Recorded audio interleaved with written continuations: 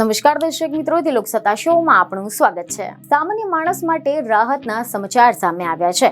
લાંબા સમયથી petrol, diesel અને ગેસના ભાવમાં ઘટાડાની રાહ જોઈ રહી છે, જે હવે ટૂંક જ સમયમાં પૂરી થાય તેવા એંધાણ જોવા મળી રહ્યા છે। જ્યાં ડોનાલ્ડ ટ્રમ્પના એક નિર્ણયથી ભારતમાં સસ્તું થઈ શકે છે પેટ્રોલ અને ડીઝલ, જેને લઈને ખુદ કેન્દ્રીય મંત્રી હરદીપસિંહ પુરીએ આપ્યા છે મોટા સંકેત। સમાચાર એવા મળી રહ્યા છે કે કેન્દ્રીય પેટ્રોલિયમ અને કુદરતી ગેસ મંત્રી હરદીપસિંહ પુરીએ મહત્વપૂર્ણ માહિતી આપતા જણાવ્યું છે કે આગામી સમયમાં પેટ્રોલ, ડીઝલ અને ગેસના ભાવમાં ઘટાડો થવાની સંભાવના છે। અમેરિકા સહિત વૈશ્વિક બજારમાં તેલ ઉત્પાદન વધારવાની તૈયારીઓના પગલે ઈંધણના ભાવમાં ઘટાડો થશે અને તેનાથી મોંઘવારીને અંકુશમાં લેવામાં મદદ મળશે।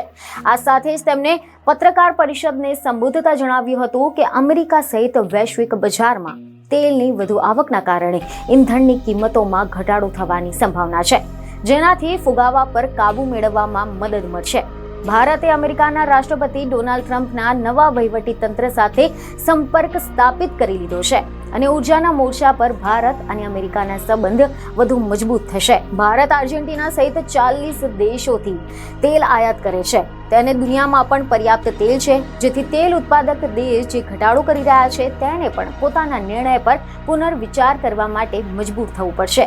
તેલની ખરીદીમાં ડોલરનો ઉપયોગ દૂર કરવાનો ઈરાદો ક્યારેય ન હતો।